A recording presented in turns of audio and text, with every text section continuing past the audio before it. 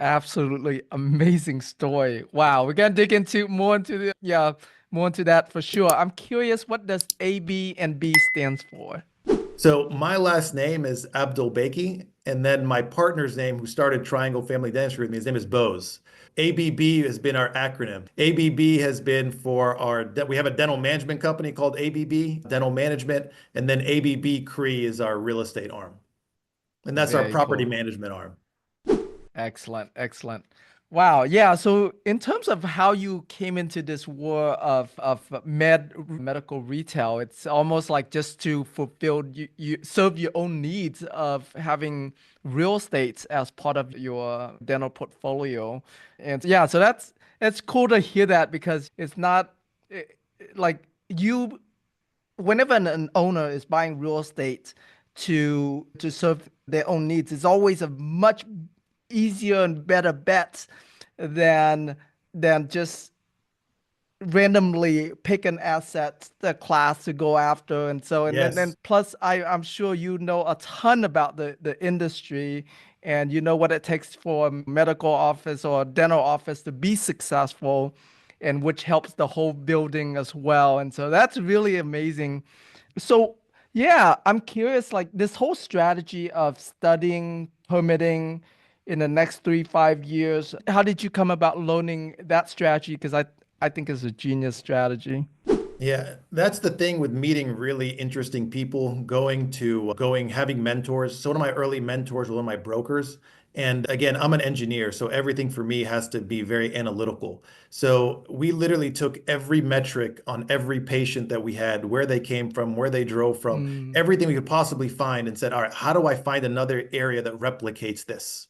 So wow. we started looking at that data. So we literally based our locations based on that. And then we said, this area, I lived in this area, and a lot of this was just dumb luck, right? I lived in this area, it was super high growth.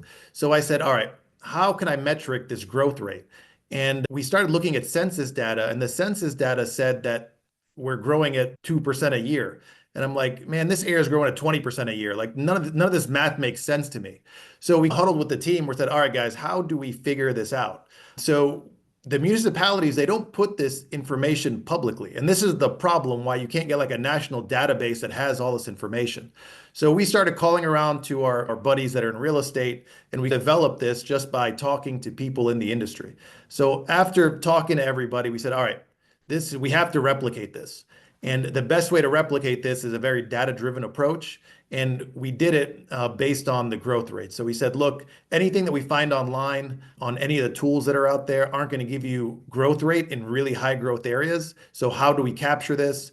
And that's where we came up with that whole heat mapping idea. And that's really been one of the anchors of our success is getting in there because we're the 800-pound gorilla. We put these 10,000 square foot mega offices. So when I buy a piece of land, I put a big sign that says Triangle Family Dentistry coming soon. And that typically scares away any other dentists that want to open up there. So you get a couple of years of free Mm, marketing on dirt that you own. But that's really been, it's a wow. lot of it's just talking to people, learning from people, and then coming up with your own strategy and putting it all together.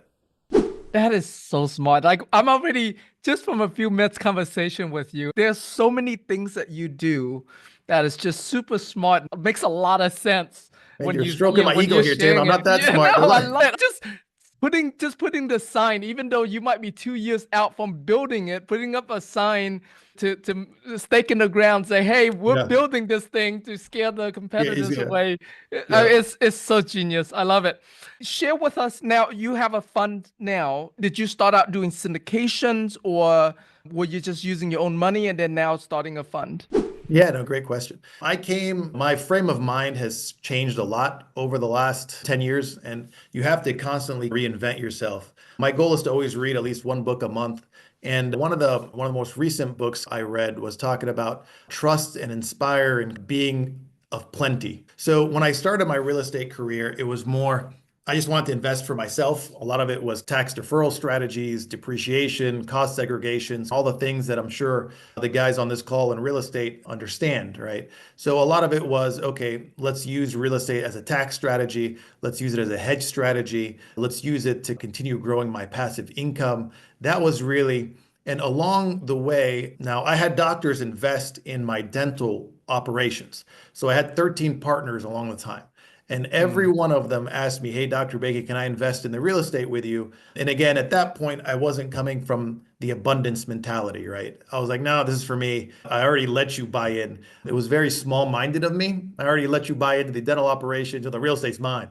Circle to 2020, once I had my private equity exit. And then again, just the switch of frame of mind to go from me to, all right, if you take care of others, you look after others, you care about others, then that itself is in a reward within itself.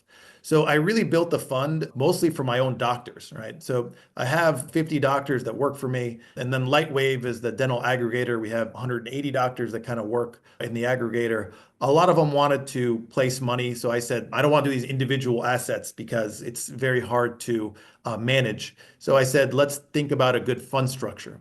So we built this fund structure mostly on our own doctors. But then when I did this, again, my CFO at the time, his name was Gearhard. He's still with us. He's one of my GPs in the fund. He said, "We have something really special here. I'd love to put money in myself and I'd love to open this up a little more." I said, "Hey, no problem, right? No problem at all. Let's bring others in." I don't like people investing in things that I don't know well. So I know two things very well. I know real estate really well. I know dental operations really well. So I said, okay, since my mentality is changing, let's do something bigger and better. And that's where the Blue Ridge Capital Fund came in. So the Blue Ridge Capital Fund, I told all my doctors ending December of 2023, I said, anything that happens in 2024 onwards, I'm going to put in a fund. I'm not going to put some things for me and some things for you. Everything goes in this fund. I'm going to be the major LP myself. I'm going to put my money where my mouth is. I'm putting probably half of the money myself in the GP. I'm sorry, as an LP is going to be half myself and one other investor, Dr. Bose, who we started the company with. So we built it based around that so others can invest and get the benefits of what we've built over the years. So this really tracks what we've done on our dental portfolio. And since then, we have one of our advisors. He actually sits on, I met him through the board. So I sit on the board of Lightwave, and he sits with me on multiple boards. And he had a $1 billion exit himself. And he told me, "Hesham, you have something really special here." He said most real estate companies, they don't really have the operations, and most operators don't really have the real estate. So he said, "I think we can combine this really well."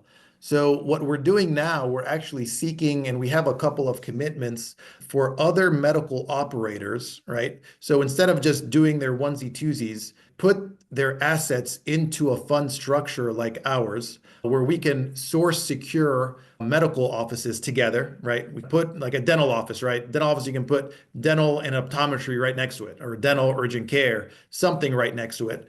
And then what we found is when you package these assets together,